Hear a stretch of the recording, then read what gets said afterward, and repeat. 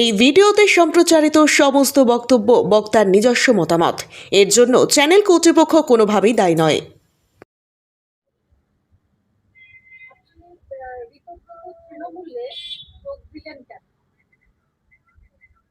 আমি তৃণমূলে দিয়েছি।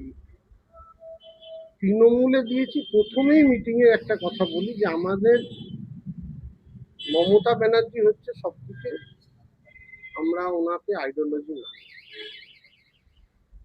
এবার কেন তৃণমূল কংগ্রেসের, আমি কিছু উদাহরণ বলি যে আমি পড়ে গেছি, এসেছে, ছিলাম, এখনো আছি, আগামী দিনও তৃণমূল কংগ্রেসের থাকবো, অন্য কোনো দলে যাব না, কোনো দলে যাব না, আমি তৃণমূলে আছি।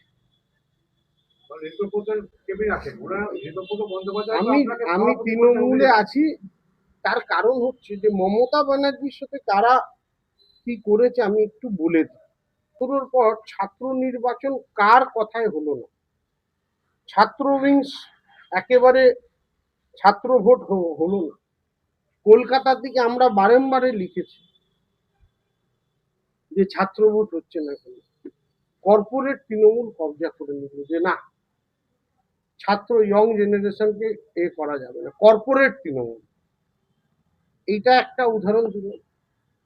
অভিষেকের দায়িত্বে ছিল, অবভিয়াসলি কর্পোরেট তৃণমূল কার দায়িত্বে ছিল? অভিষেক ব্যানার্জির দায়িত্বে ছিল।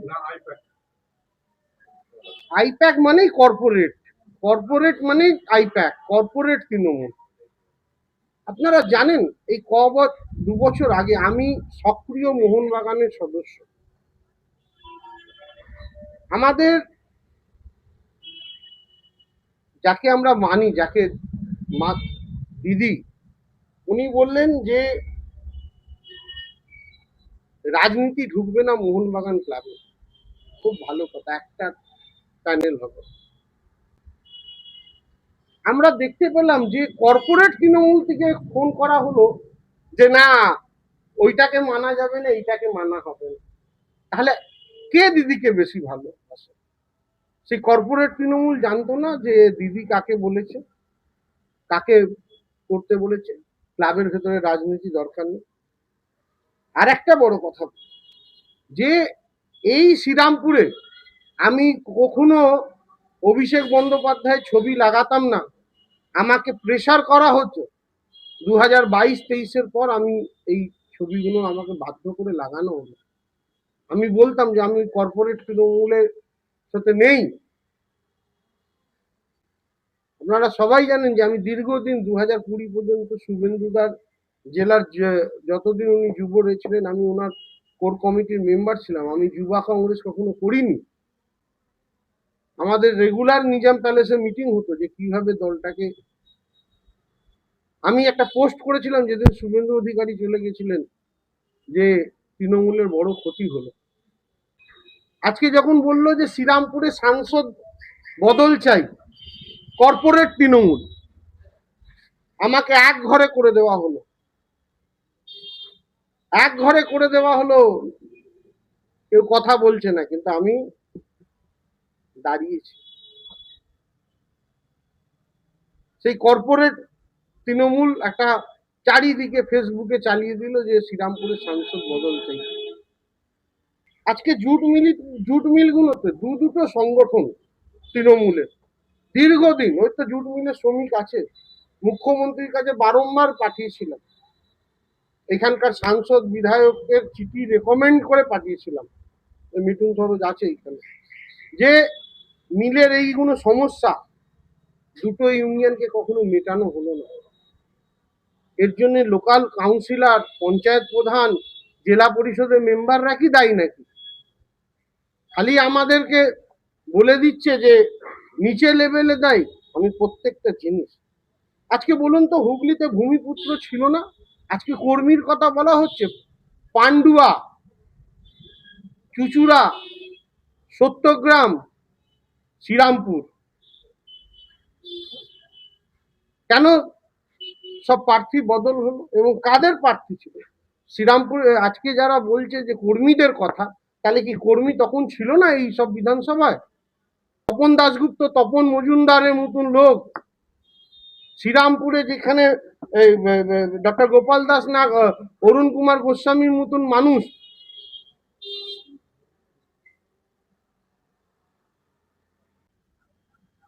তাই 3 মাস, আজ থেকে 3 মাস কর্পোরেট তৃণমূল আউট, কর্মী তৃণমূল ইন। যাব, গিয়ে দেখবো যে না, আমাদের কথা যদি বিশ্বাস না করে 3 মাস বাদে প্রেস কনফারেন্স করে পরিষ্কার ভাবে বলে দেবো যে না, আমাদেরকে প্রত্যাখ্যান করেছে, না আমাদেরকে সঙ্গে নিয়েছে। এই কথাগুলো গিয়ে বলবো। তাই তৃণমূল কংগ্রেসের সভাপতি হয়েছি না, কোনোদিন না। আমি 2021-এর পর 22-এর পর আমি সভাপতি হয়েছি। আমি বারংবারে লিখিত সব কাগজ দিয়েছি, বারংবার ওই যে বললাম তো যে আমি চিঠি পাঠিয়েছি, বারংবারও আমি লিখেছি যে এইগুলোকে করতে হবে। দুটো সংগঠন কেন চলবে? আমাকে যখন বলা হচ্ছে যে আমি ভেবে নিন দিদিমণি এক কথা বলছে, কর্পোরেট তৃণমূল আর এক কথা বলছে, আমরা করতে বাধ্য। কল্যাণ বন্দ্যোপাধ্যায় প্রেসের সামনে সবার সামনে জানিয়েছিল যারা বিগত ইয়েতে গেছে তারা চুরি বা কিছু কেস করেছে বলে তারা দ্বিতীয়। আমি এইখানেই আছি, কোনো চুরি কেস হলে যা হবে আমাদের আমি এখানেই আছি, সব রকম তদন্ত করুক। আমি এর আগেও পুলিশকে জানিয়েছি, এবং আমার যা, আমি যদি চুরি কিছু করে থাকি যেরকম শাস্তি দেবে। আমি কল্যাণদা কি বলেছে না বলেছে আমি সব শুনেছি। উনি যে কথা বলেছেন সবাই তদন্ত করা হোক না, অসুবিধা কোথায় আছে? তো বলছি প্রত্যেক কর্মীর কাছে যাব, কর্পোরেট তৃণমূল আউট, কর্মী ইন, সবার কাছে যাব, কথা বলবো। 3 মাস বাদে আপনাদের আবার ডেকে সাংবাদিক বৈঠকে কিনা কর্মীরা কি বলেছে দেখবো। ওর সাথে কলকাতা থেকে কি তোকে পদ দেবো, তোকে পদ দেবো, তোকে পদ দেবো, আমরা বারংবার লিখেছি, আমার কাছে প্রত্যেকটা এভিডেন্স আছে যে এইগুলোকে মেটান, যাকে করবেন করে দিন। কিন্তু বাচ্চাগুলো মারপিট করছে, সবাইকে আপনি আপ করে রেখে দিচ্ছেন, যাকে দেবেন দিন। যদি একই তৃণমূল হয় আপনার আমরা মমতাদিকে সবসময় আমাদের নেত্রী মানি, ঠিক আছে? এটা একটা সিস্টেম প্রোটোকল, যেগুলো উপরতলা দেখছে। আমাদের পরিষ্কার কথা যে অভিষেক বন্দ্যোপাধ্যায় যেভাবে কর্পোরেট তৃণমূলের নাম করে, মমতা বন্দ্যোপাধ্যায়কে জানেন 80টার উপরে এমএলএ কেটেছিল। যদি 200 সিটও তৃণমূল এবারে পেত, 80 থেকে 90 জন এমএলএ প্রথম মিটিংয়েই যেত না। তার কারণ হচ্ছে যে তারা অভিষেক বন্দ্যোপাধ্যায় প্রথম দিয়েই এই কর্পোরেট তৃণমূল বুঝিয়ে দিয়েছিল যে দিদিকে তারা মানবে না।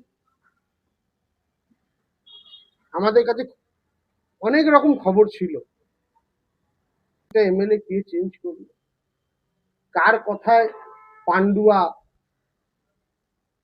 সত্যগ্রাম, চুচুড়া, শ্রীরামপুর হলো, খবর নিন। উত্তরপাড়ায় যিনি প্রার্থী হয়েছেন আমি জানতাম, যেটা বুঝিয়েছিল, উত্তরপাড়ায় যিনি প্রার্থী হয়েছেন খুশি অখুশি নয়। উনি 2021-এও উত্তরপাড়ায় প্রচার করেছেন, 2024-এও করেছেন, 2026-এ করে রেখে দিচ্ছেন, যাকে দেবেন দিন। যদি একই তৃণমূল হয় আপনার আমরা মমতাদিকে সবসময় আমাদের নেত্রী মানি, ঠিক আছে? এটা একটা সিস্টেম প্রোটোকল, যেগুলো উপরতলা দেখছে। আমাদের পরিষ্কার কথা যে অভিষেক বন্দ্যোপাধ্যায় যেভাবে কর্পোরেট তৃণমূলের নাম করে, মমতা বন্দ্যোপাধ্যায়কে জানেন 80টার উপরে এমএলএ কেটেছিল।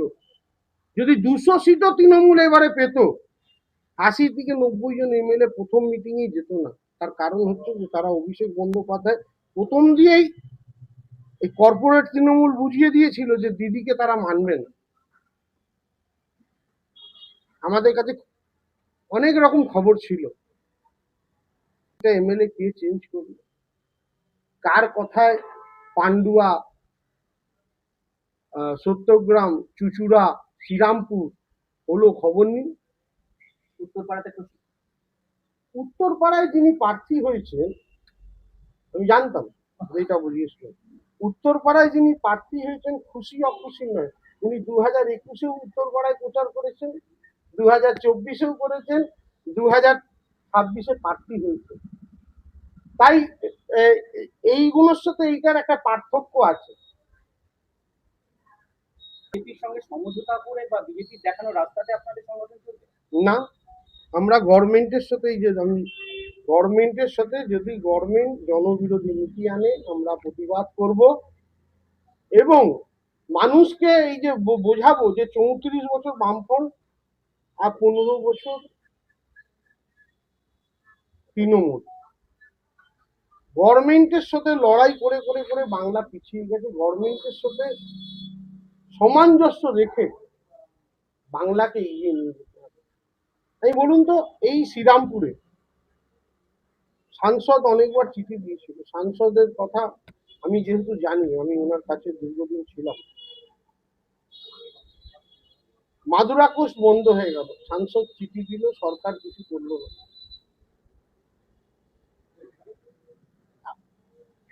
ম্যাকডল বন্ধ হয়ে গেল শ্রীরামপুরে,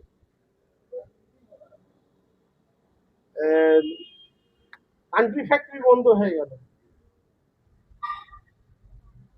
তাহলে কোথায় যাবে লোক? এইগুলো তো সরকারকে বারংবার আমরা বলেছিলাম, কিন্তু সরকারটাকে নিয়ন্ত্রণ করে নিয়েছিল কর্পোরেট তৃণমূল। কর্পোরেটরা পুরো সরকারি সিস্টেমটাকে করে নিয়েছিল।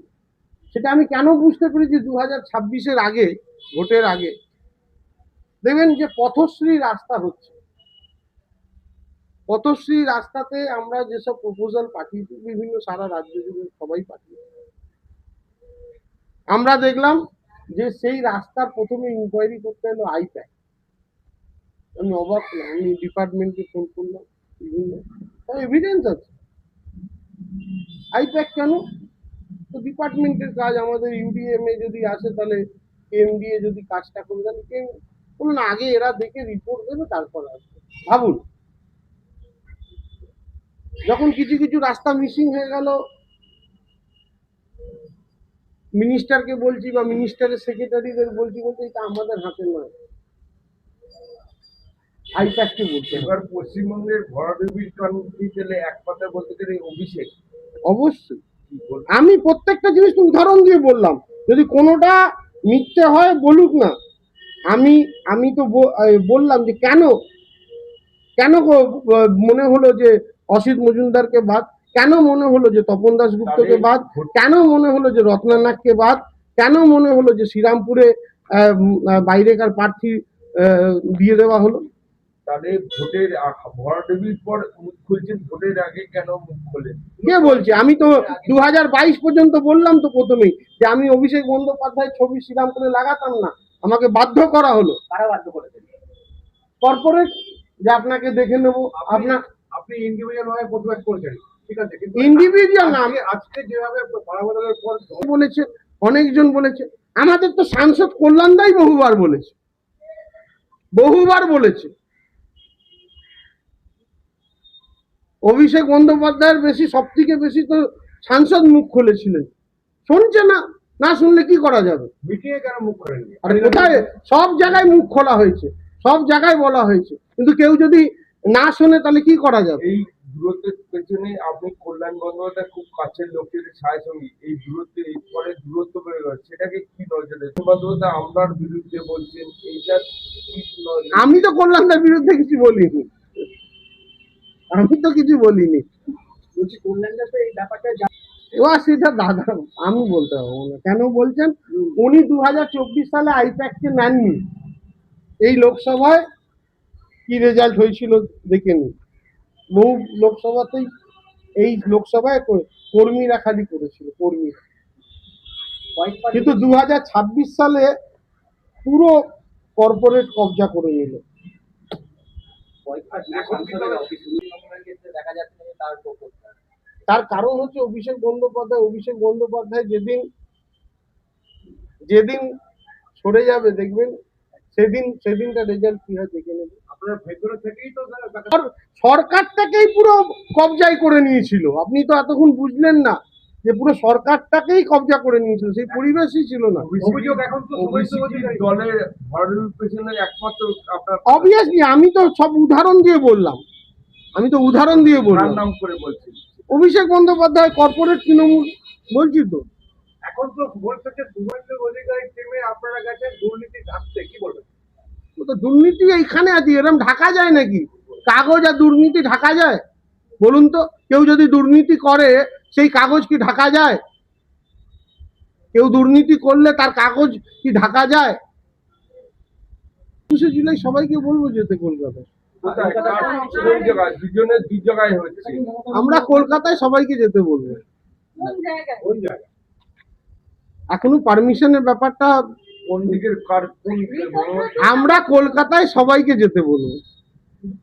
কোন কার দিকে যেতে হবে? আমরা কলকাতায় শহীদ দিবসে সবাইকে যেতে বলবো।